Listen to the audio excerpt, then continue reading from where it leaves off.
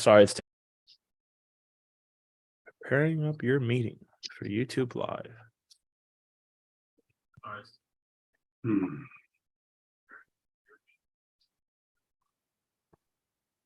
And I think we are live. Oh, so it seems. Yeah, we are. We are. All right. Sounds good. Hey guys, welcome to the Filling Within podcast and my personal YouTube channel, Frank Sue. We're here today with Paul Gardner, and we have a lovely interview and conversation and discussion about life and perspectives and kind of the things we go through in life. And that's what we're here to talk about today. So I'm here with Paul. Paul's been a friend of mine for quite some time. I don't know how many years we've known each other. Yeah, it's a while. I think four, 5, 6, maybe. Oh, maybe yeah. Longer. Yeah, it sounds about right. Mm-hmm. And Paul and I share a common love for coffee. Yeah. Not just physical, spiritual topics and crystals, but we both love coffee. So I don't know, that's just something. And an occasional red wine. Anyway, I'm going to hand it off to Paul now, and Paul's going to talk a little bit about himself, give a little bit of a background, a history about himself, and then we're just going to talk today into all sorts of different topics, spiritual, metaphysical topics, and have a nice discussion. So, Paul, go ahead. Yeah. Hi, guys. It's great to see everybody and connect with everybody. And I just want to share some things with you because I'm aware of a lot of different things. I've had a lot of different experiences throughout my life, and some people have expressed an interest in hearing some of that. So I want to share these things with you. And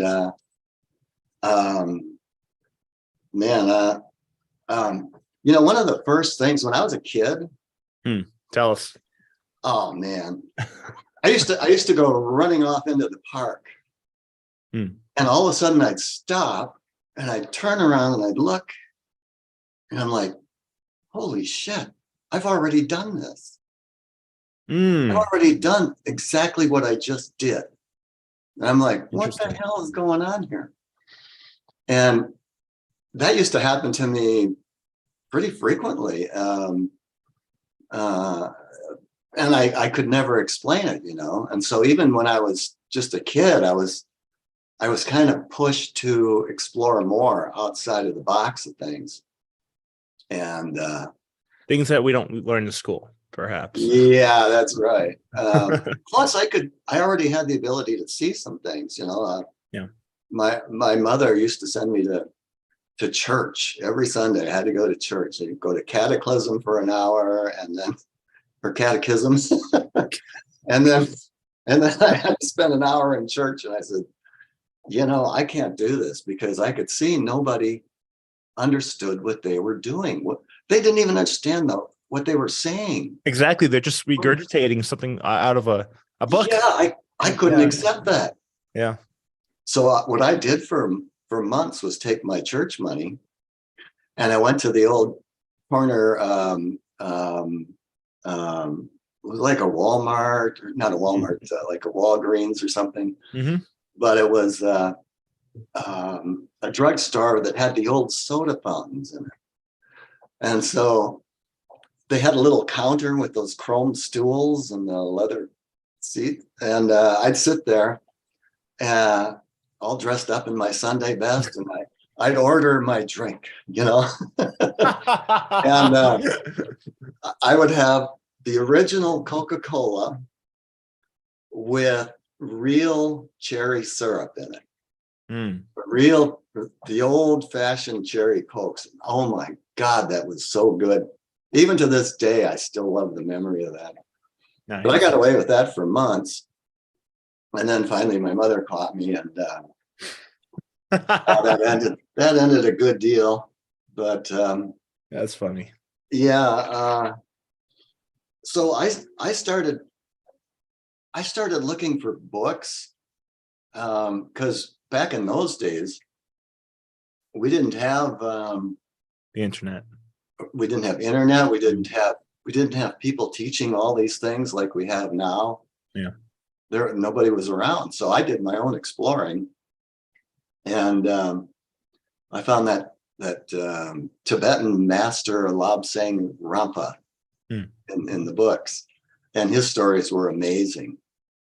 But he went through a third eye opening procedure where they actually drilled a hole in his forehead. Oh, geez. Oh, painful.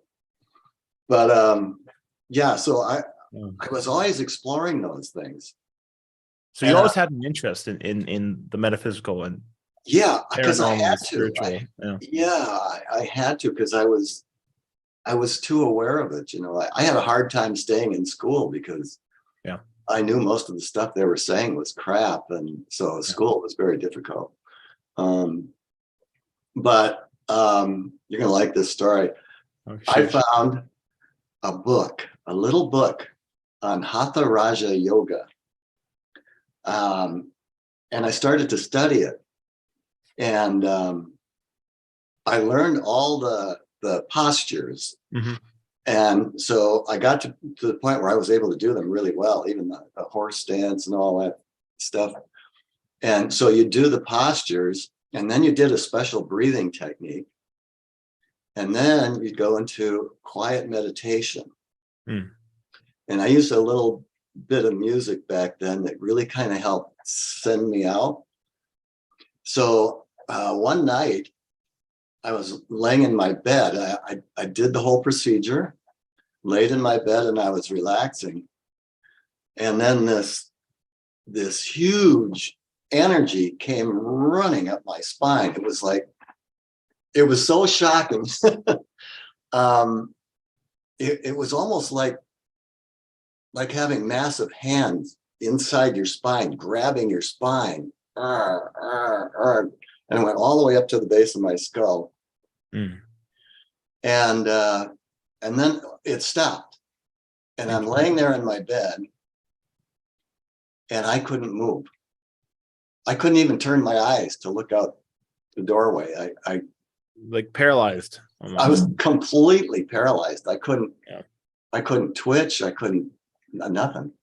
I couldn't even blink.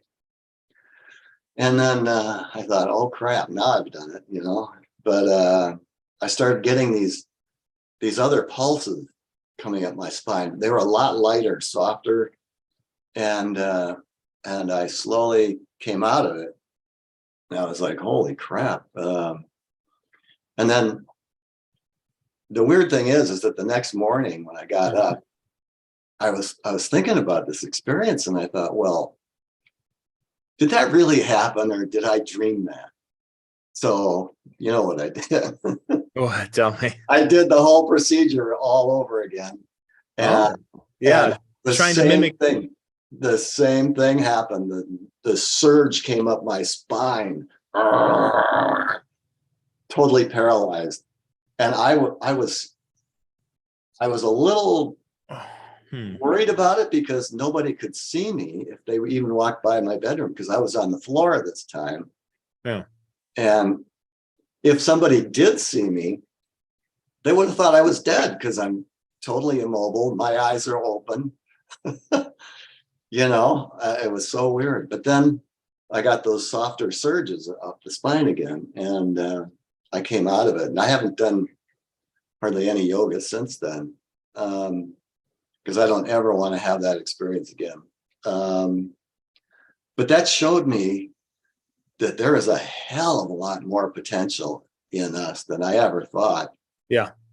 And so that made me even more interested in exploring a bigger range of things. And so I started to do that. And eventually I ended up going into the Air Force. And by then I had this great sensitivity, like when I was in service, I was on an Air Force base in Southern California, Riverside. Okay. And, yeah. And I'd walk to work a lot of the time, and I'd walk by these flowers, and I could feel a communication. And it was just a real soft communication. It always made me pause there, and I really, really enjoyed that. So that was another thing. Then I started to become more intuitive. Like I would automatically know if I had mail in the mailbox and stuff like that. Yeah. And then I had been searching for a real teacher. And I thought, because most people I was finding were all saying, you got to find a true teacher. And so I found this group in Santa Monica.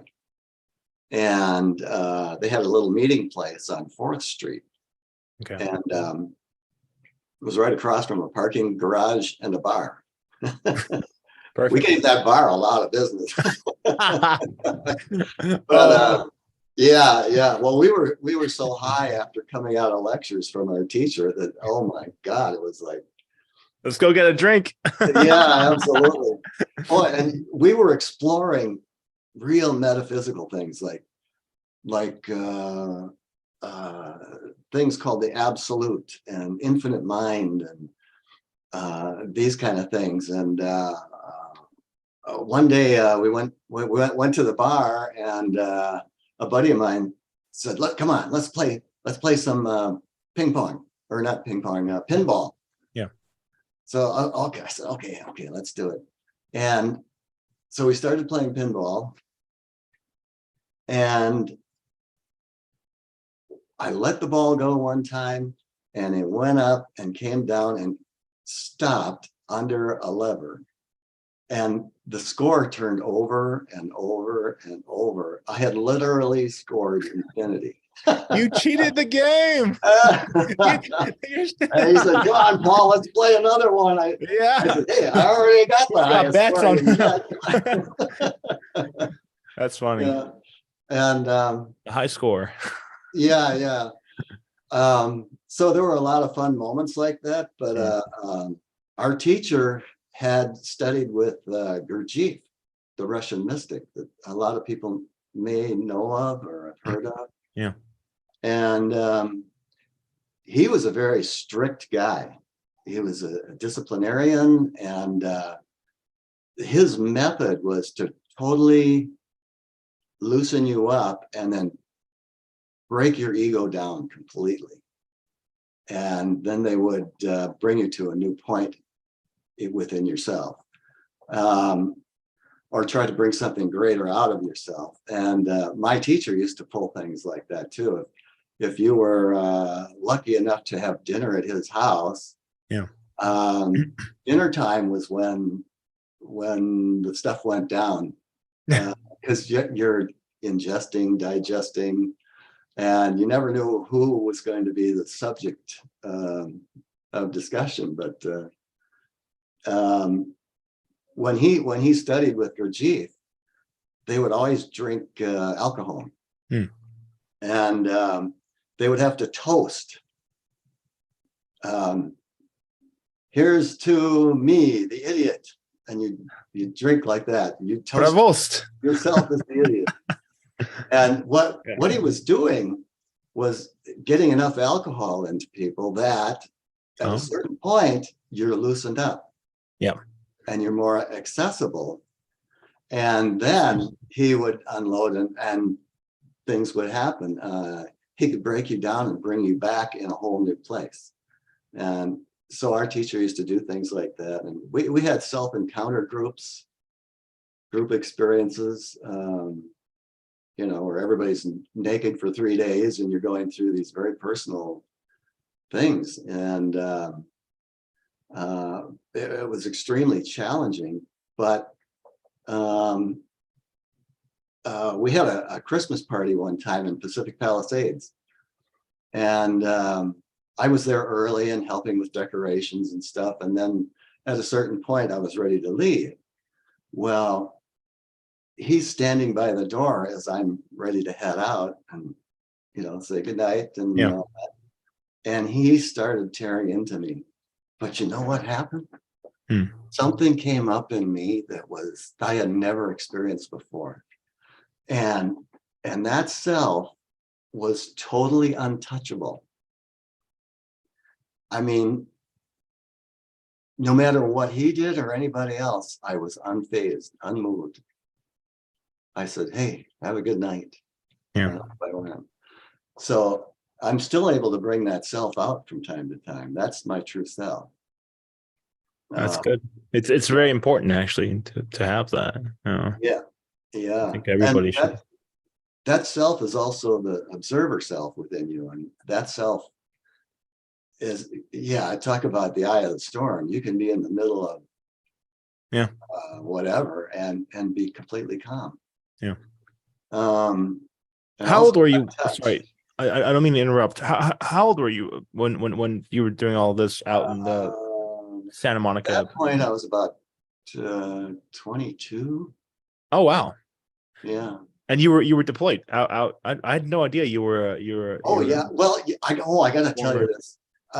Happy Veterans Day, 11/11.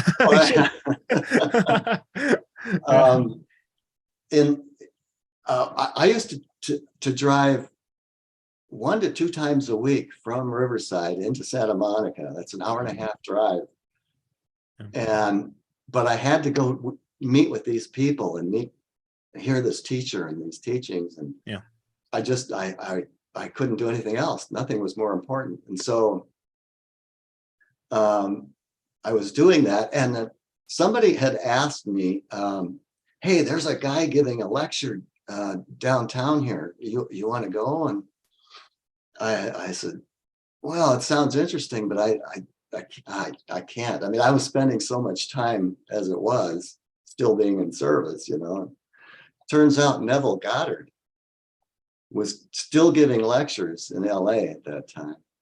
Wow. And I wish I had gone now. I wish I'd have spent that extra time because I could have heard him in person, but that's okay. I've got his books and man, he has a lot to teach people.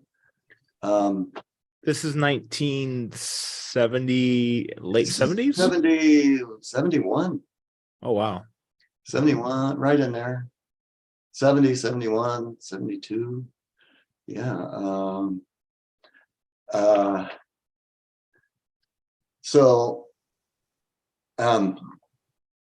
then I heard a couple of the people there had also known this person named Lillian DeWaters. And I highly recommend you get her books. Yeah. Neville Goddard and Lillian DeWaters are like really high level. They took everything to the highest level. And oh man. But anyway, Lillian was so awesome because I never got to meet her, of course, but I did talk to her daughter at one point a few years ago. And she reminded me, I already heard the story, but Lillian came to her one night and said, honey, I love you, but I'm leaving tomorrow. And the next day, Lillian was gone. Wow. Physically, her body, everything. She was never seen again. She literally transcended this world. So, kind of brings up a greater topic of what is this world? It's like, some people think we're on a globe in space. Some people think we're on a flat plane. And I think we're in a constructed realm of some sort, and that everything here is really, it's holographic. In physics, they had that slit experiment. Yeah. You have a particle and a wave. Yep. And the energy is a wave until you look, and all of a sudden you have a particle. So what is this reality we're looking at when we look around us? And who's manifesting it? Interesting. We're manifesting it. And each one of us is the center of our hologram, but we're in a shared hologram. So it's like, it's kind of like if you take a drop of water and you drop it into a pond. Yeah. And it sends out the ripples. And then over here, you drop another drop, and it sends out ripples. And no matter how many drops you have, the waves go out, the ripples go out, and they interface, but it doesn't slow down any of the ripples. Each has its own manifestation, even though they're in relationship. Yeah. I think that has a lot to do with us and where we are here. And then,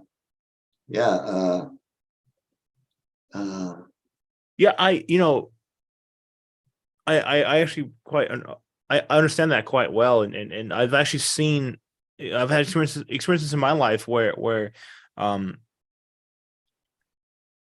guess I've thought of certain things that I wanted to achieve or go after, and put my mind and effort into it, and somehow along the way it happens in one way or another, not exactly, but it's it's like you put the thought out there, this is your intention, this is what you want to do, and then if you just work with it, you go with it, I feel like we're actually all like if you could imagine consciousness as an ocean, that's what we are. Yeah. And when we come into these avatars to have the experience of a lifetime here, oh yeah, we are still the ocean. But everything that's done to us in this world tells us that you're not that. You can't be that. You're not that. You're this. You're that. You're from here. You're from there. Exactly. You only do this. You can't do that. All this stuff. And the truth is, because we are actually part of the ocean of consciousness, we can decide what we want to see in our hologram. And we can choose what we want to manifest in the hologram. So right now, it might look like things are a certain way, or you have like in a business. Okay, you got so much business going on, but if you go within yourself and your desire is to see like a business 3 times the size of what you have now, all you have to do is be there in your imagination and assume that you are already there. Because what's happening is right now, you're actually creating the future present moment. And it will manifest. And a lot of times when people start to play with this, they find that it works, but it comes so naturally that they think, well, I didn't really do that. It just happened. No, try it again. Neville Goddard always said, test this, test it for yourself, try it out. So that thing, and all of the great writers, Florence, Scovel, Shinn, there's so many, they all say the same thing. That if you have a desire, a certain desire, all you have to do is hold the intention, especially when you're going to sleep at night, hold the intention of what it is you desire. And it's good, by the way, to write these down beforehand, so you kind of clarify your thinking on what you're manifesting. So then you assume the position that you are already living from having, in the space of having your desire, or you're living it already. And that's creation. Yeah. And you always have to remember, we seem to be just a drop here, but we're actually the whole ocean. And the more you connect with this way, the more you're going to realize you actually do have the power of the ocean behind you. And that's a huge deal, especially with the way things are coming in the future. Is that similar to the what's that? The law of attraction? No, Yeah, I didn't think so because no, it that's a bunch of, that. yeah. Um, I was gonna say because in my personal experience, I've you know I've had ideas and plans in my mind of what I want to Yeah, do, but you also have that absolutely. If you don't have that, you have no foundation, right? right.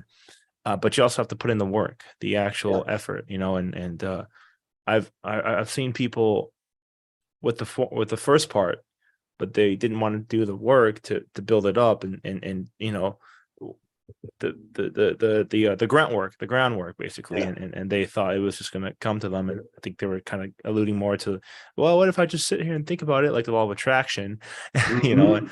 um so yeah, it's Well, some yeah, people put whole they call vision boards together with yeah. pictures of what they want manifested in their life, and uh, most of the time that doesn't work out so well for people. No.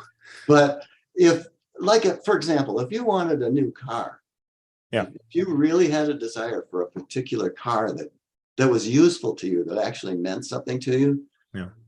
not a Lamborghini because it's not very practical in life, is it? Yeah. But I mean, not that you couldn't have it, but um, so if you wanted a particular car, what you would do is write down the details of what you want there, the car that you want, the color, how does it feel? Go look at one if you can.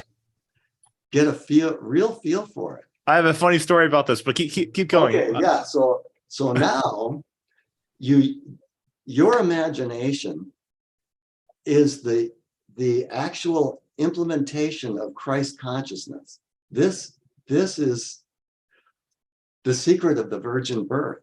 You're impregnating your mind with higher consciousness, and the virgin birth isn't about a child in a manger. It's about your manifestation in the world of things that everybody can see.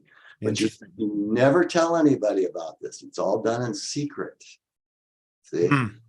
Well, So a lot of scripture is actually hidden messages, but you have to know what you're looking at. it's true. So, so you go to bed at night, and especially when you first wake up in the morning, Yeah. put yourself in that car, feel how it feels, and the color of it. You can see the hood of the car, and you just feel so grateful that you can enjoy this beautiful machine, and you just, your heart. This is the heart connection, Yeah. The heart is not a muscle that's pumping blood. No, it's much more. It's Much, a much more. torsion field. It's an actual torsion field. I saw a doctor actually take one apart, and it actually unrolls. Wow. Not just a big muscle. It Jeez. unfolds. So this is how you connect your heart and your mind. And so you stay with the feeling of it's actually there. You are already there. Yeah. Same thing, like if you wanted to be,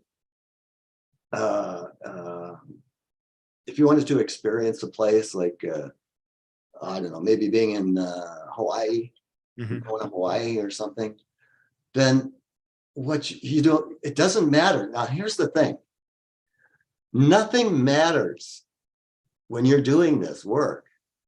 I have no money. I have no job. I can't, there's no way this is the ego stuff getting in the way.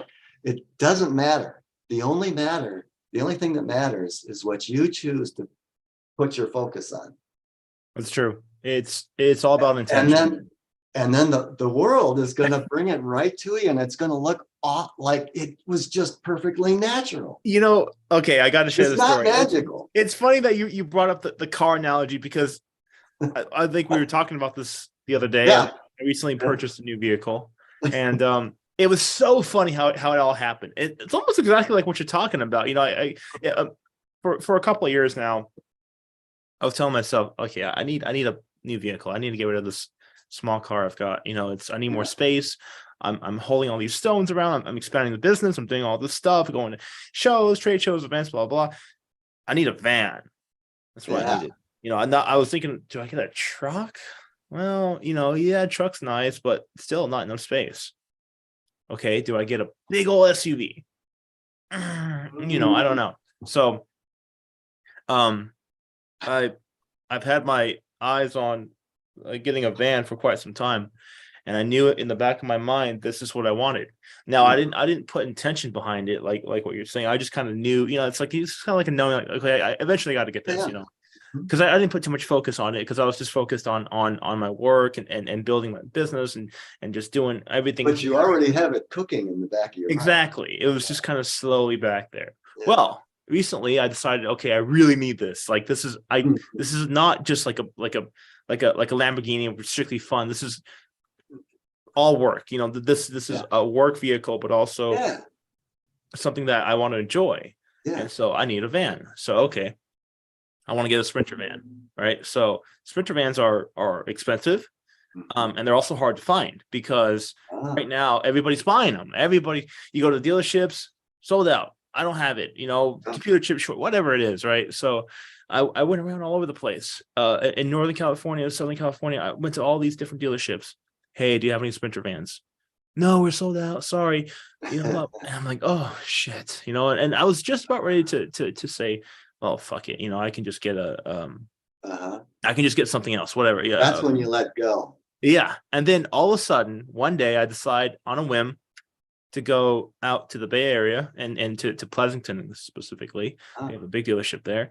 And I'm walking around and I'm thinking to myself, you know, I wasn't talking to any sales associate. I'm just walking around and I'm thinking, you know, they had a couple there for sale, but not really what I wanted. Too expensive. They're very expensive as it is, you know, but these are bigger and, you know, 4x4. I'm just thinking to myself, well, I don't need this. And then as I'm leaving, Paul, as I'm literally ready to leave, a truck pulls up. A freaking truck, a truck pulls up that was carrying new vehicles, new vans, new Sprinter vans. Yeah. And right then and there, I looked, and I'm like, it only had two of them, right? And this is recent. I recently bought this vehicle. I looked up, and I'm like, holy shit, that's perfect. That's exactly what I want, right there. These vans, you can spec them out and all this shit you can do, right, with new vehicles. Like you can get, but you know, you're gonna have to wait because there's a whole shortage. So I'm like, oh my God, this is it. I run into the dealership. I find a sales associate, a guy, you know, salesman, whatever. I say, hey man, like, this is sold. Why is this being delivered? And he's looking at me and he's like, I didn't even know this was gonna come today. You know, they had no idea. These two vans were coming to. They had no idea, and I was like, "What? Like, what are you talking about?" You know, like he's like, "No," and so he's like, "Give me a second, let me look it up." So they bring the van down from the trailer. He looks it up, completely clean, like not sold, just new, and all the specs of what I was looking for in a van, all of them right there. Wow! And I'm like, I will take that. You know, I will buy that one. And it just. I mean, I spent months and months and months trying to plan, or not plan, or kind of planning, but, you know, looking, searching. And when I gave up, I said, you know, fuck, I can't find it. You know, what the hell? Yeah. This thing was literally like put on my lap, you know. Now, of course, it wasn't that simple. I was working a lot prior to that, and I, you know. Again, these vans are expensive. I need to work my ass off, make a bunch of money to you know, because I don't want to do these crazy monthly payments, and so I paid a lot of it down right then and there. Yeah. But it's something I needed, and now it's like, okay, you know, hooray! Yeah, awesome. And so it's funny that you mentioned this, and you're talking about getting a new vehicle. And I'm not the type of, you know, person to. I don't much care for that, you know. I don't. But I needed this as a work vehicle, and so this whole. It's just funny you mentioned it, because, you know, it's happened to me recently. So I can personally say I know what that feels like, you know, how everything just kind of unfolds, and the other side and the spirit and everybody just kind of helping you out, making sure things, you know, get put in the right place. And you may not understand how it unfolds. Yeah. Well, because you're in the middle of it. You know, you're the mouse in the middle of the maze, right? And then everything around you is the you know, the help. Yeah. You're not looking at that, but they're guiding you, I guess. You know, that's what spirit guides are for, right? That's what energy, that's what spirit does sometimes. Yeah. There's a little, I don't know if you can see it. Can't really see it. The background is Hiring the Heavens. Gene Slatter, Hiring the Heavens, a practical guide to relationships with practical guide to developing working relationships with the spirits of creation. Interesting. Okay. This is a little book you can sit down and read in one sitting, but she makes it so clear and so much fun to be able to work with your guides. You can call on assistance for anything, anytime. Yeah, absolutely. And, which hot sauce do I buy at the grocery store? My girlfriend and I have been having a lot of fun with it, Yeah. But every time I get in my car and go out, I say, hey guys, keep me in my car protected and safe. Yeah. And so I've had accidents happen in front of me, behind me, and there's so much craziness going on these days. And I just go about my stuff and come back home and everything's fine. But I remember a story I heard about a couple who they had to sell their home. So they sold their home and they had like a month to find another house. And they wanted a house on a lake. And I think they wanted a certain type of house, like I don't know if it was a log home or I don't remember exactly what it was. But him and his wife kept focusing on this, and all the realtors they went to, all of them that they talked to said, "Oh my gosh, that doesn't even exist. It doesn't exist." And the last week of the month, somebody had put their home up for sale on a lake. It was exactly what they wanted, down to the number of bedrooms, everything. Crazy. That's what they pictured in their heart. That's what they held in their mind. And regardless of the appearances of the world, they stayed with their heart, and there it was. This world is flexible. It's not solid. It's not very malleable. Everything changes. Totally. I had this can be very simple, very practical too. A couple of weeks ago, I really wanted to just get out of here and go to my favorite bar and eatery. But I was late, and this place is packed. It's a small community place, and at that time of day, it's packed. There's no room at the bar and all that stuff. And but you know what? Before I left, I felt myself sitting at the bar. I actually said, "No, I have my seat at the bar," and I felt it. And feeling is the key. The feeling of actually being there. So I go down to the bar, and in the middle of the bar is a seat even turned out from the bar. So all I had to do was walk up and scoot my butt in there. Like it was delivered to you on here you go. Yeah. Now it gets even better. A week later, it was a similar thing. I wanted to go to the bar, but there was a guy there. He was a guy that I really wanted to talk to. He's a great old guy, and he used to fly those old fighters, the F-100s, and oh wow, yeah, way back. And he's a real interesting guy. He flew for the airlines, and then he got into real estate. But I really enjoyed talking with him, and we both have a good sense of humor. So I thought, oh man, I'm late again, and I got to be there. And so I left here, and there's multiple lights between me and that location. All the lights were green. I never had to stop the whole way there. I got there in record time. I walk in, and there's my seat at the bar, right next to the guy I wanted to talk to. So it doesn't have to be some great big thing. This can be very simple, practical stuff. Absolutely. Yeah. It's everything from the small. It actually becomes a lot of fun. Yeah. Yeah. It's absolutely everything. And I've, it's funny that you're putting this into words into context for me, because I've experienced this as well, but I just didn't know how to really,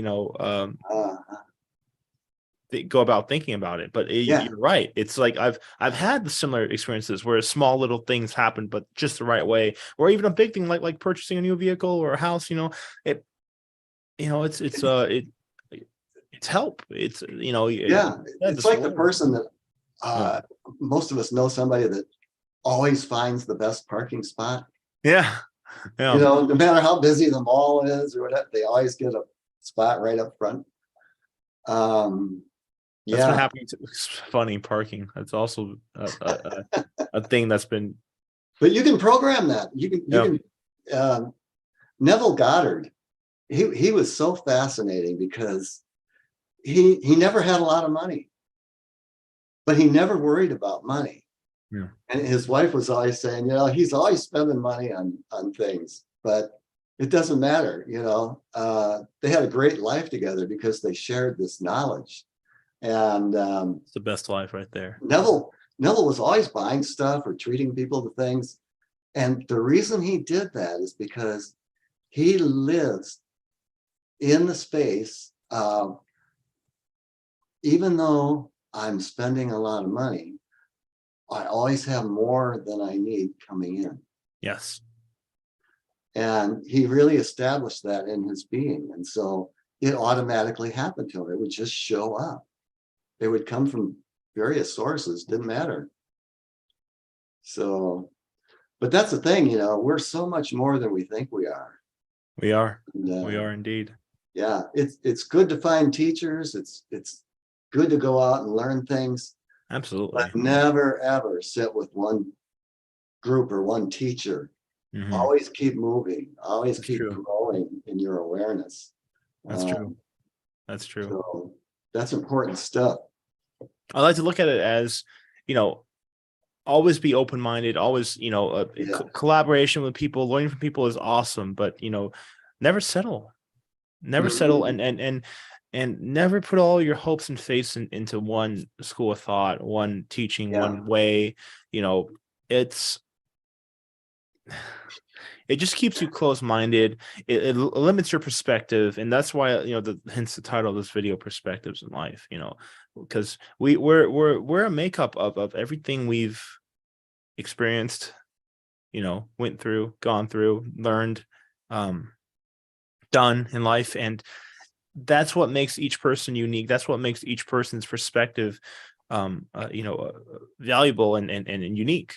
But when you just this boom, this is my, it's like, okay, well, what they say, a mind is much better when it's open, right? Yes, yes. It's like having all of your eggs in one basket. It's like going all in on red. It's just like, it doesn't really, it's not smart, it's not good, it's not intelligent. You have to always be open-minded, because the world is always changing. The world is always going to change. Nothing is static. Everything is dynamic. Everything is moving and flowing. The world changes every 5-10 years.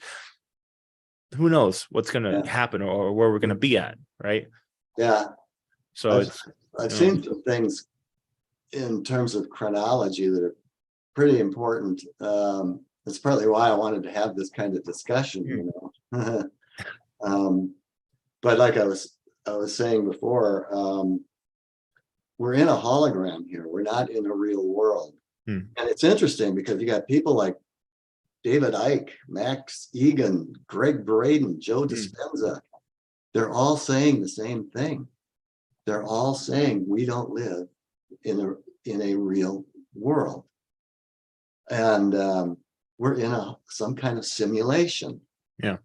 And I actually know this because some days I'll be sitting here and especially on a cloudy day, and I'll feel like it's raining, and I'll turn my head and look, because when I soft focus, that's when I start seeing things. It could be spirit, but in this case, I actually see it's like in the movie The Matrix, yeah, where you see all the data, this data flow. Only it's not green. It's kind of I see it as a grayish, and it's a much finer grid work that's constantly flowing. And I can actually see this. So when we learn to use and trust our imagination, that's when we influence the hologram. Yeah. And that's how you change the hologram that appears around you.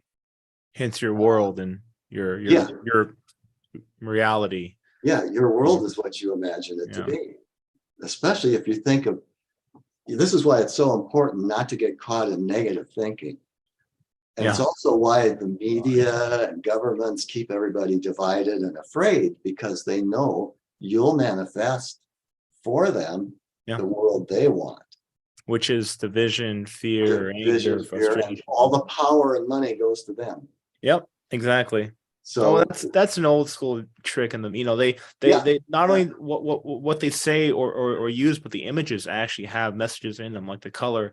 They want to trigger primal emotions from you of anger, frustration, let's get mad and hate on the other side, whether it's red versus blue, or my sports team versus your sports team, my political whatever viewpoint. They're robbing us of our creative energy. Absolutely. Yeah, they're just it's all, I kind of felt that when I was a kid, and I always told my mother, like, you shouldn't be. She would turn on the news every morning and like blast the news, whether it was CNN or ABC or Fox News, whatever it was, she just blast it, in the morning, and that was her gig. And I would always tell her, even as a little kid, I would say, shouldn't be watching that. Why are you watching that? Because she would just be so fixated on the screen, and everything they said was gospel. It was like that was, whether it was something good or bad, and they would just manipulate people's emotions and feelings and thoughts so easily. And people, millions all over the world, they do the same thing. And so it's a really powerful tool they have to fuck with people.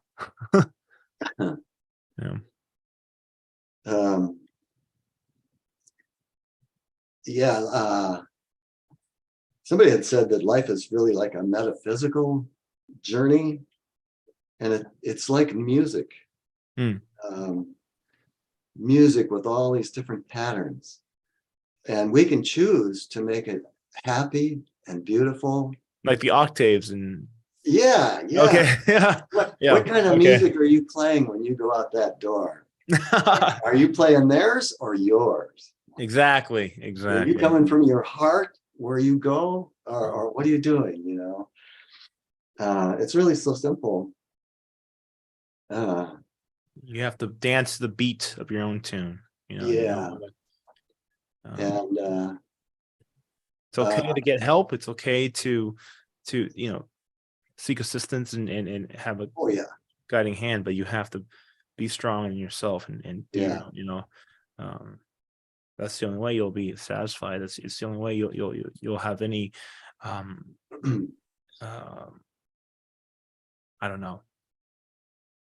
any satisfaction in what you're doing. Otherwise, you're just following along a path of what everybody else is doing, and you're not true to yourself at that point. Well, it becomes so much easier. Your flow becomes so much easier. Oh yeah, totally. And you just have more fun. Yeah, it's true. I was at the checkout yesterday, and I had some old gal at the register, and she didn't look very happy or whatever, and I made some comment, and she just smiled, and then she started talking, and I'm like, so I mean, everywhere you go, and if you really let your feelings out now, when you feel secure enough with your knowledge, you can literally step into a store and feel everybody there. Every person in the store, and your energy will be touching them, and you'll be able to see some people will respond to you, and some will definitely ignore you. They'll go way around.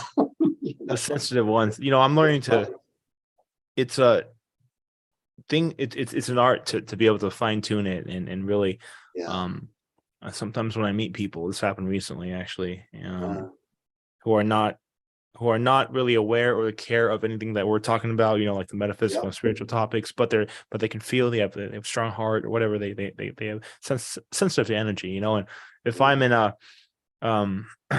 like a bad mood, like a couple of weeks ago, something had happened and I was kind of annoyed, irritated, and she looked at me and she's like, relax, and I wasn't even aware I was putting out so much like, it was just oh shit, I said, I'm sorry, I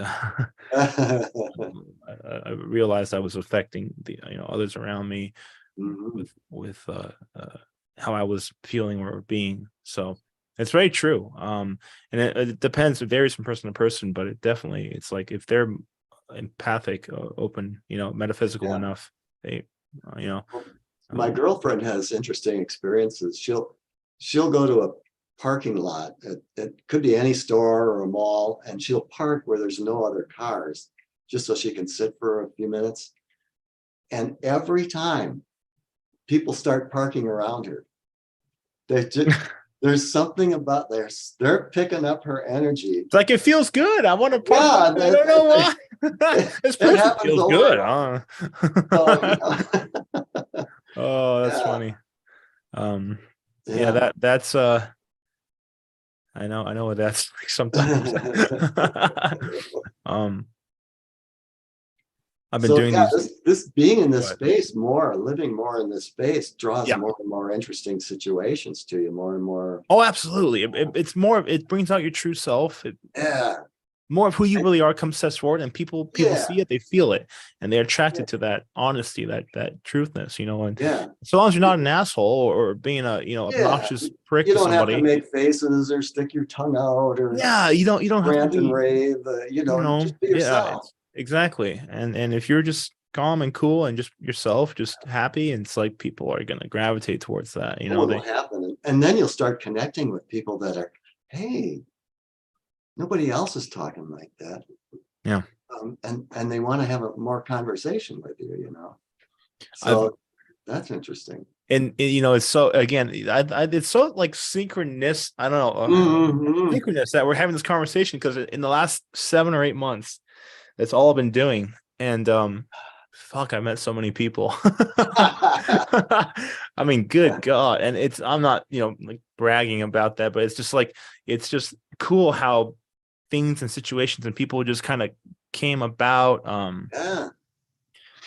It really is cool. I know exactly what you're talking about, and everything I do now is just in the moment, spontaneous. You guys want to go out to dinner and do this and that, and sure, let's go to this. Let's go to a couple of nightclubs and have a little fun, go out to dinner, and everything we do in between is like so crazy and spontaneous. It's like and it's the best experiences that you'll get is when you're living in that moment, and we can change gears at any time. Totally. Anytime, because we're in charge of this realm, not the realm. The realm is not in charge of you. You're in charge of your realm. Yeah. Okay. So as long as you keep that in mind, we are free to rock and roll. I mean, in a lot of ways. So yeah. Awesome. It's great that we're talking about this, and I'm sure you guys watching have similar experiences. I'm sure. You guys are all pretty tuned in to your metaphysical side, and I'm sure you guys can relate to in one way or another of what we're talking about. Paul, you mentioned let me think here. You in our conversation the other day, I think you mentioned another topic that you wanted to touch on. Yeah, the future. Was it? I believe so. Yeah. Let's get into that a little bit. I'm curious to hear about that, because everything is so crazy and changing. I want to hear what a lot of people are really disturbed by the way things have been going for the last couple of years. Sure. Yeah, absolutely. So rightfully so. Things are already starting to change, and but we're in a crux point. We are. It feels like it. It's like we've been in this pendulum swing of events, and it's Mhm. gone way to the extreme left side of things, Yep. where our country's being ripped to shreds. Oh yeah. And Oh yeah. now the pendulum is rapidly coming back, and Yeah. it's approaching center, so it's picking up speed.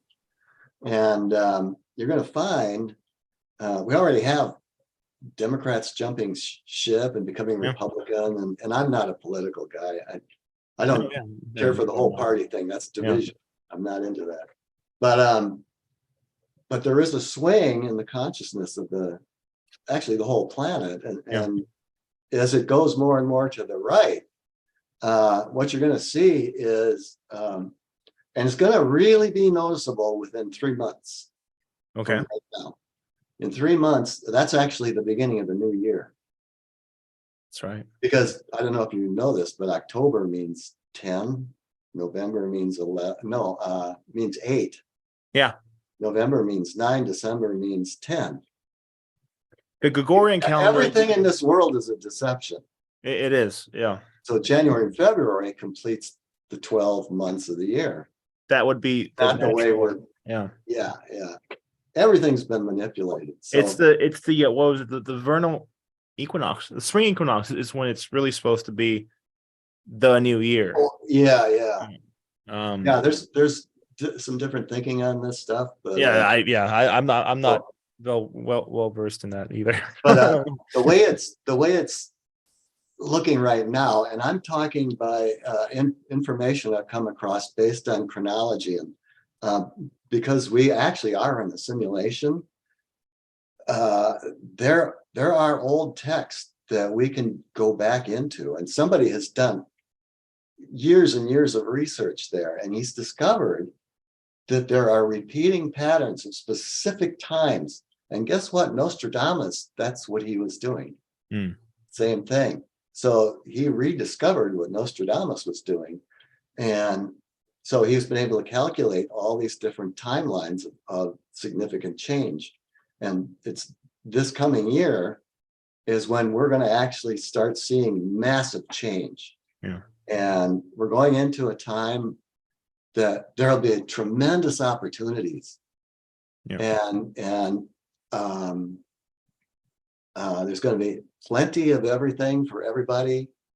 We're going into a time of just good times and plentiful things. But and this is partly why I needed to get this information out, because guys need to get into these books that I've been mentioning. You need to get this information. Can you repeat the books again, just for people that are tuning in? Yeah. Hiring the Heavens is one. Hiring the Heavens. Any of the books by Florence, Scovel, Shinn, like this, if I can get it here. Your Word, Your Wand. Yeah. She's got a bunch of books. These are easy reads, but this is how to walk through life in a state. World is your wants, guys. If you're and then you've got Neville Goddard. Two of my favorites are the Law and the Promise, and you can get these on Amazon, and The Power of Awareness. Hiring the Heavens, of course. And one of my favorites is The Future is Yours. And this book is so much fun to read because it's full of real life stories from a Virginia backwoods dowser. Interesting. Yeah, and it's fantastic. And he gets invited to the tribal groups up in BC. Oh, wow. And he has all these amazing experiences in the wilderness with the elders. Up in the Pacific Northwest. Yeah. And it's true stories about dowsing, spontaneous healing, ghost busting, and incredible power of the mind. You can literally, he has a tool. I don't know if you can see it here. This is a rod. Dowsing rod. Yeah. Dowsing rod. And you can walk out to a lake as long as you've activated your brain properly. And he explains how to do this. I haven't really gotten into that, but there are ways to do this that really turns on the magic in you. And this is what makes dowsing work, not the tools. The tools just show you that your energy is doing the work. That's all. Exactly. Yeah. That's It's all you. it does. Yeah. But Raymond Grace, that's not with a D, just Raymon Grace. The Future Is Yours is really, I had so much fun reading that book. But what he did is he took a Silva course. So we learned how to access that right side of his brain. And when you learn to do that, then magic happens. And Silva teaches a countdown method. And it gives yourself a chance to relax, and then you count down, and then you're in a state where you can access the energies better. If you ever wanted to use a pendulum or do card readings, did you know speaking of cards, tarot was actually playing cards. That's all it was. And they were designed by the French in these elaborate paintings. This was before the printing press and all that. And they made these beautiful cards, and they had the four what do you call them? Like swords and pentacles. And anyway, the Germans caught hold of their card deck, and they created hearts, diamonds, spades, and clubs. They created those for their deck. And then the French expanded the tarot deck and expanded it again. And so now we have what we know as the tarot deck, but it was never used for divination originally. Yeah. Where the divination comes from is not the cards. It's you. It's the person. It's the person. Yeah. Always remember that, guys. And no matter what you're using. So get into a state. Now, Raymond Grace discovered a way to do it where he'll sit down, and the more you get used to this, the less you have to prep for it, because you start living in this state more often. So he would just sit down and say, imagine yourself sitting on the beach. Just relax and imagine yourself sitting there and the ocean is washing up on the sand. And then you draw something in the sand with your finger, and you watch the ocean wash up and wash out your little design. And you draw it again, and the ocean comes and goes, and you feel the air and the smell of the sea, and just experience all that. Now you're ready to douse. Yes. See, you've opened up that imaginative. That's the thing. You've opened up that channel. You open it up, and you also calm yourself at the same time. And you open up. Yeah. And that magic happens. Yeah. So, one of Jose Silva's students was Robert Stone, and they put together this book called "You the Healer." Yeah, you're disappearing in the Aurora Borealis fall. Oh my God. You the Healer. You the Healer. So, and this book is really cool because at the beginning of each chapter, before you get into the chapter, he has you count down so that each section that he goes through, you're opening yourself and also restructuring yourself so that you are that ability to do whatever is coming up in that chapter. Isn't that awesome? That's interesting. That's very hands-on too. I like that. Yeah. You're not just ingesting information, you're also putting it in practice. And I like that. Yeah, exactly. I like that a lot. And then go ahead.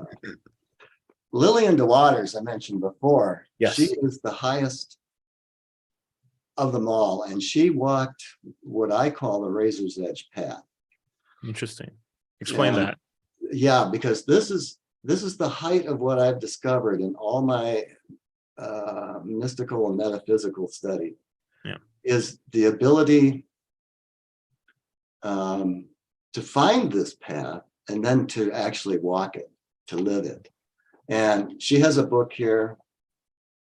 This is my favorite book of hers. It's The called Finished Kingdom.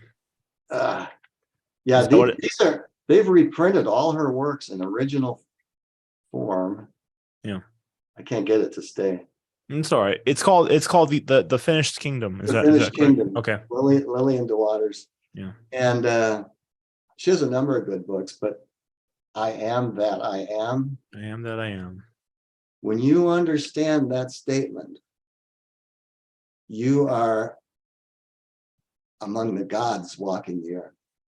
You don't need to find a Maharishi. You don't need to sit and meditate and do chants. You Climb don't a need mountain. you don't Find need a to monastery and hide away for 20 years in Nepal. you don't need to spend thousands of dollars in Joe Dispenza's workshop. You can heal. Yeah. You can oh my God, there's so much that opens up to you then. But this path, the path that Lillian walked, is very, very strict. I mean, she's let me tell you a story.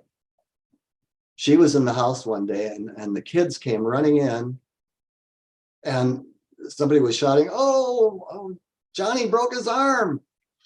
And, you know, most parents would go, oh my God, and go running out, grab the kid, right? Yeah. Not Lillian. First thing she did was stop and go into herself and realize that in the divine kingdom of self, the I am that I am, that is absolute. And being absolute, it's whole and complete and perfect. And this is why it's so difficult for people.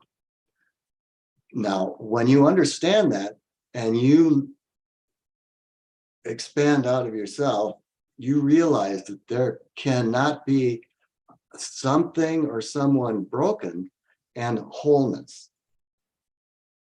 There can only be one. And the truth, the ultimate truth, is wholeness. That's absolute. So she held that point of view and stayed there. And then she walked out in the yard and went to the kid, and the kid is fine. Nothing wrong. Wow. This is, the miracles of life become ours when we are honest with ourselves and accept who we really are and what we really are. We're not the avatar. We're not subject to the world. It's the other way. True. And she wasn't the only one that transcended this world. There was a Mormon couple who had been doing their own studies. And I had heard about them from a friend. And the Mormon church knew that they were going too far. Too far, like in what? They were spiritually getting too advanced. Oh, yeah. Which means they have no need of a church. Exactly, yeah. No need of anything like that. And they cannot control them anymore. So they arrested them. Of course. What else can you do, right? And they Arrest threw them them in the dungeon. They threw them in a dungeon in Salt Lake. And churches have dungeons, guys. That's real. Not all of them, of course, but and what happened is they vanished from that room and were never seen again because they stayed true to their selves. That's the absolute, the path of the absolute, the razor's edge. So that's interesting. That's the ultimate. Wow. Yeah. Well, guys, check out the books, and I might have a list of it linked below after we do this video. I'll list them what you were mentioning. But let's talk about. I think we tapped on the future. I want to go back into the future. Oh yeah, we got off track there a little bit. Yeah, there's a big event coming. We have 17 years. 17 from today, from now. Yeah. So May of 2040. Okay, 2040. There's going to be an event where the sun goes dark, the moon goes red, and an object I see we're in a simulation, guys, and there's the sky that we see is not real. That's a projection. It's when you look at the stars, when a scientist decides, there's got to be a planet out there that looks like Earth, the simulation will mirror that back to you and fulfill your belief. And what's important about this, about everything that I'm saying here, if you remain a part of the collective, without much awareness, it's just going along with the televised news and that kind of thing. You are part of the collective, and you will experience what befalls the collective. But if you rise above it, like if you grab hold of these teachings and rise above it, you will not be part of the collective. And come May of 2040, this is the Phoenix event. It happens every 138 years. Phoenix event. And it happened in 1902. And if you look at 1902, 1903, it was a minor Phoenix event. But the elite thought it was a major event, and they were all underground in their little cities with all the food they want and everything. And the books of knowledge and technology.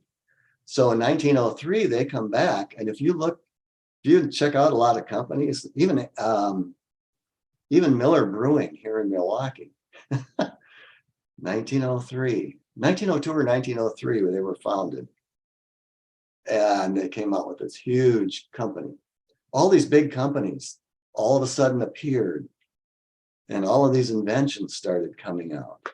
And a lot of people still had inventions. It's a good point. The old world that they were using, like electric cars and scooters and lighting, they had everything already. Been around since 1850, and oh yeah. And it's funny that you mentioned that, because it correlates to what I've always known was like pre-World War I.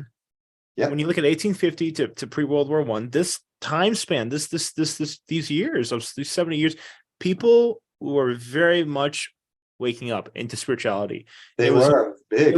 It's like how it is now, but back then, and like you said with the like Nikola Tesla during that time, with all his inventions, everything happening, we are, it's so funny, Paul, like going outside and you still see telephone. It's 2022 and we still see wooden telephone poles and electricity. It's almost archaic in sense, and 1903, that whole period right before World War I, people were so into, like, it was a big awakening going on. People were so into spirituality. They were, and then all of a sudden World War I comes. World War was II. The purpose of the war. Exactly. And we might be seeing that again. We don't know. World War. Everybody thinks we're going into World War III. Everybody thinks we're going into hell right now. Yeah. And the it looks crazy, but yeah. So anyway, in 2040, this Phoenix event is going to happen, and it's at that time, right after that hits. I think that's when we're going to see China destroyed. That's it. That's in the hologram. That's in the chronology. It's actually in the timeline. It has nothing to do with China in particular. It's just that place, that location is in the timeline for that event. Also, I believe America is like here in North America is. That's what I'm getting into next. Go ahead. Sorry. Now, a lot of people will be able to survive the Phoenix event. And those of us who are not in fear will be untouched. There's no problem. There's nothing to worry about in 1940 or 2040, I mean. And now, the elite want us to have this period of great fun, development, abundance, because they know what's coming in 2040. They're going to be underground, because if they were above ground when the Phoenix event came, the Phoenix would take them out. That's why they're building all these underground cities. They are. That's the purpose. So they're hidden from this event. It's actually almost public knowledge now. I was just reading an article of a billionaire who built a 6 or 7 tiered underground bunker, and he hired like a dozen, Navy SEALs to protect. Like it was crazy. Yeah, absolutely because insane. he knows. Yeah. And so that event is going to happen. It's going to be a big deal. And in 2046, this is the actual 2012 event.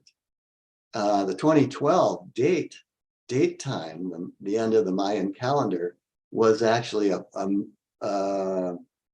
was either, I don't know if it was purposefully done or if it was just a miscalculation by somebody, but everybody started running with, oh, December 2012, look out, 21st. But it's not, it's 2046. And Nostradamus has that dated, but not in the official writing, in his personal writing.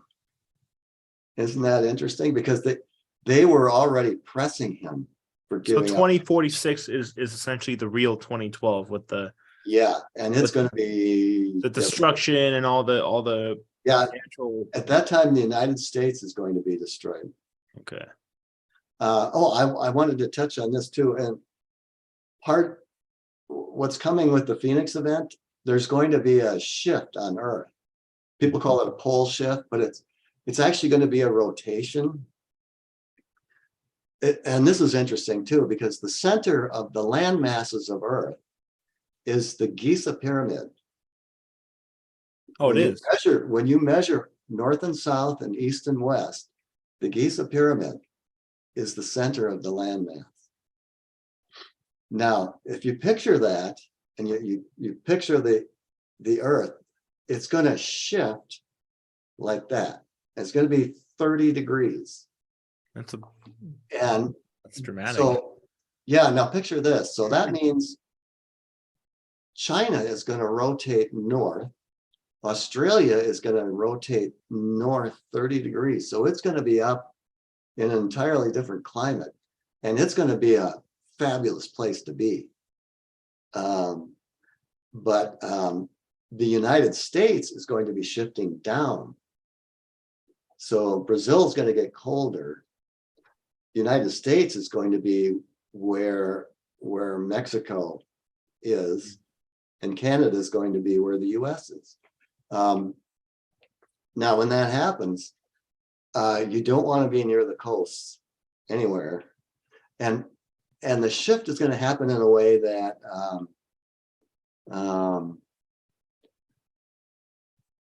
let's say you're standing on the south coast of Australia. Okay. And this shift starts to happen. Australia is going north. Now, you're not going to feel anything when you're standing there, but you're going to look at the ocean and you're going to say, wow, look at that. The ocean's going out. And when the landmass stops moving, that ocean is going to come back in. And it's going to hit hard. It's going to hit a lot of the coastal areas really hard.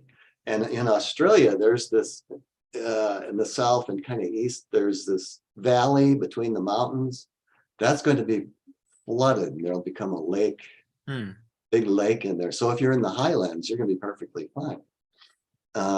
I've heard this years ago. I don't know, must have been 10 years now. Somebody told me like the safest place in the United States when all the stuff happens, all the safest and best place to live if you're still alive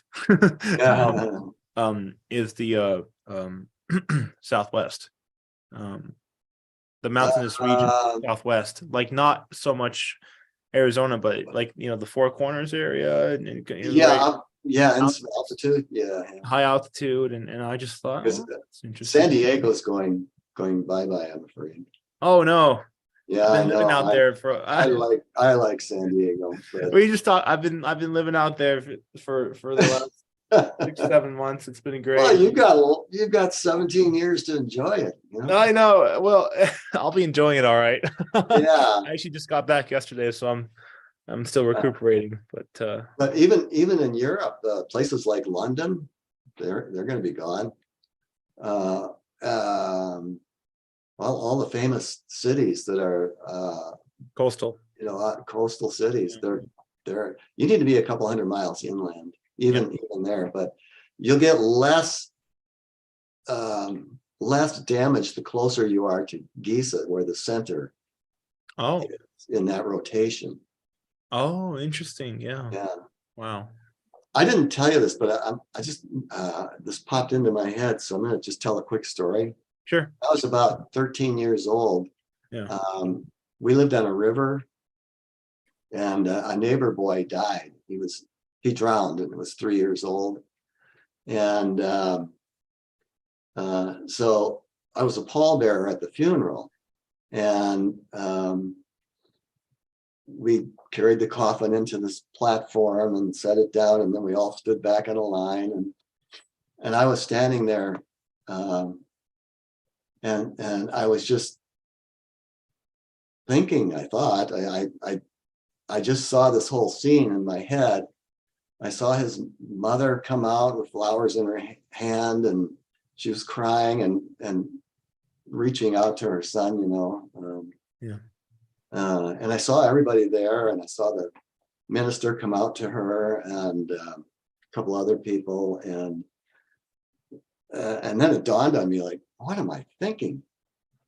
I just kind of shook my head, and I stood there, and then I watched that entire scene happen in every single detail, down to the T. Down to the T. The flowers, the person, the sound, everything, every motion. Like that, like you had the future premonition, and I had the precognition. Yeah. And that's so there's a YouTube Archaix, ARCHAIX, and also archaix.com. Okay. I highly recommend people go to, because if you go to Archaix YouTube, he's got playlists, and he has so much knowledge, it's hard to listen to him sometimes. Yeah. But if you go to the playlist, and he's got one entire playlist dedicated to the Phoenix information, so you guys can access the stuff for yourselves, and you really should do that. You'll get a better sense of things. And Jason Brashar is the guy that did all the research, years and years of detailed research. He's not afraid of this coming time. So, but I want to give everybody a heads up, and I want to give you the information you need so that you can be free and not worried, not afraid. This is all new information for me. I've heard of these things in the past, but I've never heard of what they like the Phoenix event. I didn't know it had an actual name to it. Yep. So it's definitely something I'll look into, and I'm glad you're bringing new information forward, and I guess this fits with the video, because you don't want to live in an echo chamber of just your own, people, your own mindset, your own, and then you don't learn anything else. So you always have to access more info, more data, and that's how this stuff just comes to me. I don't even have to look for it. It just starts going up, and the more people have looked at Jason's work and Archaix, the more blown away they are, because all these numbers, these sequences, all these timeline datas, the chronology, it's all built into the very structure of the Giza pyramid. Jeez. Every angle of it, to the thousandths of an inch. It's there. It's perfect. It's insane how precise that is. Yeah. This stuff is worth digging into, guys. It's just amazing. So what was his name again? Sorry for the people just tuning in. Jason Brashar. Brashir? Yeah. Oh gosh. I I think think it's I'll. Well, Brashears for shears. okay. But Archaics on YouTube or archaics.com, you can actually access a lot of its data, including he's put together charts that show the details of the timelines and the events that happened on those specific timelines and dates. And that's why we know about 2040, 2046. And there's more. There's more. There's a lot more coming, but 2178 is going to be the end of what he calls the simulacrum, the artificial reality, the simulation that we're in. So this is the final days, and we're getting to go through it. It's kind of cool. Life, yeah. Well, I'd like to actually open it up for anybody that's got any questions. I should go through the chat really quick. Okay. Let's see here. Hey guys. Oh gosh, that must have been hours ago when you guys said hello. Christine, AJ, Sean, Lizette, Ed, Colin, late to the party. If you guys have any questions, feel free to drop a comment in the chat. Yeah, Paul, I know you can't you can't see it, but it's I got another window right here with the live chat, and you'll see it once the video is uploaded. I just I had it hidden in the background, but if there's any questions for Paul, go ahead and toss a comment in there. But yeah, this is great. I mean, this is really wow. I just realized I have a lot of studying to do. Because a lot of these people you mentioned, I'm not aware of them. I'm not Jason and the Phoenix event. I've heard of that term before, but I just haven't. I'm not familiar with it completely. The Phoenix event has been recorded by a number of different civilizations throughout history, and they actually describe it. And Jason has found detailed writings about it in ancient or old texts. Yeah. Interesting. Yeah. Okay. Well, I think this is it. I'm not too sure if we have anything else to touch on. We've talked about a lot, and I guess the most important thing about this oh shoot. Yeah, there's one more thing I wanted to bring up, and this comes from the work of Greg Braden. But Greg Braden applies to what we're saying here. Now he's somebody I'm more familiar with. Yeah. Well, he did a detailed research on the DNA, and they found that at the start of the cell, the DNA in every cell of your body, the very start of that DNA strand is encoded God eternal. That's what that first code in the DNA says in every cell of your body. So the key to accessing that is your imagination, your desire, and the assumptions you make, and bring it to real in your life. And so that's really the big thing about all of this. A lot of people who have gotten the shot apparently have had that gene turned off. You're talking about the COVID vaccine. Yeah. Interesting. So yeah. So you have far more capability, far more power, far more access to the ocean of consciousness than you have any idea till you start playing with it, start using your real abilities. Yeah. Wow, lots to think about. This whole entire time, my mind has just been there's a lot of energy that's when we started talking, I could just feel everything just kind of firing up, and I'm like, Oh yeah. it's hard to it's hard to think super logical and Yeah, it's a when all challenge. this energy Yeah. is just hanging out in there. But yeah, I gave my girlfriend one of Lillian's books to keep with her for a couple weeks. And she said, I keep it by my bed because it has an energy around it. I don't even have to open it. She says, I've never had a book like that. But she says she loves to read it too, because the simplicity of this knowledge, this information will blow you away. It's so simple. It's it's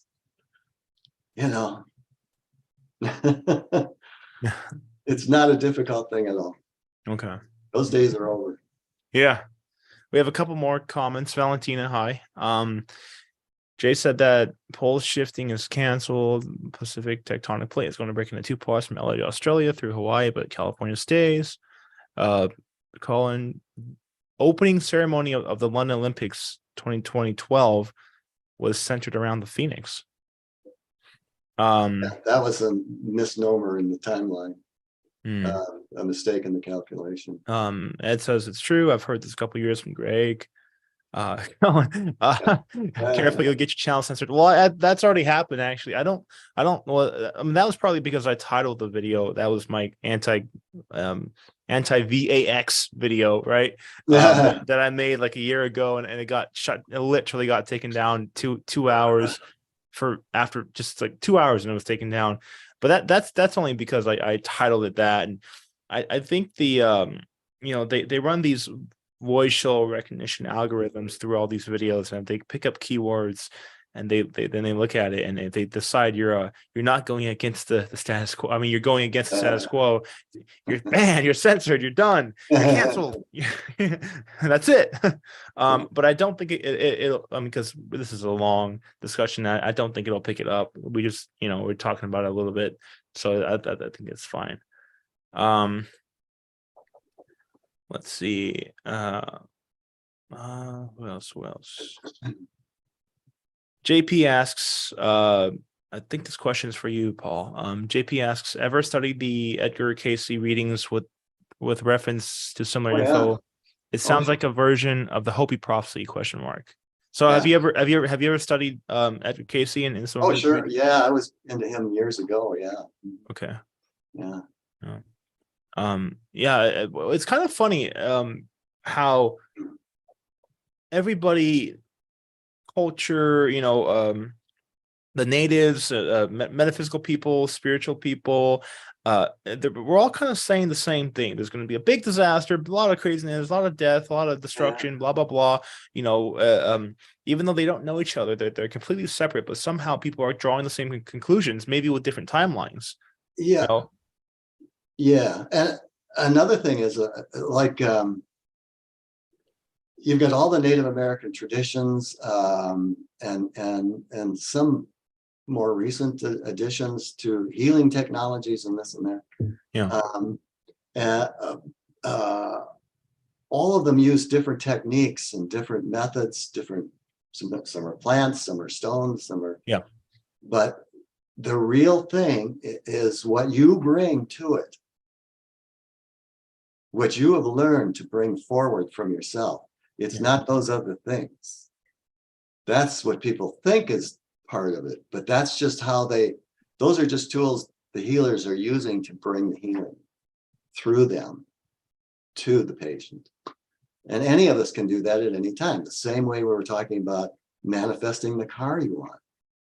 So if you hold your best friend in your mind and that person is seriously ill, you hold them in your mind and your heart, and you see them coming to you as if it's right now. And you see him coming to you and saying, man, I feel so good now. I'm so relieved. And then watch it happen. Watch it come forward. I did that. I did that recently. I did that with John, and it was Yeah. About a week after he had passed, Oh, I was just sitting there one day thinking about him. And I was like, man, it would be cool if he was here right now. yeah, And really. I sat there and I just closed my eyes. I went out to him, and the next thing I know, I saw him, a spirit, because he's no longer around in a physical body. And I saw somebody going like this to me, waving at me, and that was my image, my metaphysical image in the pineal, and I could see his arm, I could see him, I could see his. He Mhm. gave me an image of what he looked like while he was here in a body at a younger age, kind of sort of, but I could feel that it was him. And he's just looking at me. He's got this smile. He was just going like this, hey, how you doing? He was just looking, and I was like, oh wow, Yeah, that's cool. wow. That is cool. Sometimes he comes by, his energy. That when I did that video for him, out there at the events at the little farmers market Mhm. on the boardwalk. Um, Sometimes when I'm back there and I've got my setup going and all that, he'll come by and just hang out, and his energy will be around. He'll be watching me, talking to people, Awesome. telling them about stones, giving them readings, selling stones, whatever it is. Mm. Last week I had a family. They were local, and the mother looked at me and she's like, "Hey, I saw you here like last month at at one of the events. I was set up. I had my whole tents and tables." And she looked at me and she said, what do you do exactly?" She was talking about the spiritual side, right? Not so much the stones, but part of it as well. And I said, "Well, I give spiritual consultations. I can read people's energy. I can, blah blah blah, and tell them about yourself." Like she said, "I have a son. He's 10 years old, and we would be interested." And I'm like, "Oh, well, perfect. Come on down." And they lived right down the street, from the beach right there. And they came by the next day, and right there, I gave all three of them, the mom, dad, and the 10-year-old son, awesome family, awesome kid, a consultation, and taught them how to, you know, uh, feel stone energy, taught them about what their energy was, gave them readings, and they all kind of felt the energy, and it was great. It was perfect. It was wonderful, and I could feel. Um, I don't know. I guess I don't know. I'm going off on a tangent, but I could feel um, him hanging around. So I guess that's Sure. why. Yeah. Life is crazy. Yeah. But that's something that's important. I think it's good that you brought that up, because you guys can all do that. Everybody can. Yep. We Yep. all have that in ourselves. We all have Yeah. that, like you said earlier. And Yeah. it's never it's the person, not the tool or the machine. It's the man, not the machine. What's that saying? um, Yeah. it's all within you right here. Yeah. So yeah. Um, well, Paul, I kind of want to wrap this up here. We've been talking for Yep. quite some time. Is there any closing remarks, final statements you want to put out there and talk to people, or just say whatever? Just yeah, all I can say is, guys, just get into this kind of material, study it so that you have a real working functional knowledge of it. And I'll tell you, there's another dynamic to this, is that when you start practicing and seeing it in your own life, share this information with other people, it will increase your ability. Mm. Yeah, it's interesting how that happens, but when you provide support to others with this information, your own ability will go up. So get into this stuff, and so you're prepared for anything in the future. And so when the new technology starts showing up, which they're going to in the next few months, if there's something you want to actually participate in or get involved with, take this information and see yourself being successful in this, being lavish in your ability to give and to receive for your own life, and see that, feel that in your own heart, and go for it. Just go and just do it. Yeah. Awesome. Awesome. I love this I love everything we talked about today, because it's so different It's new information.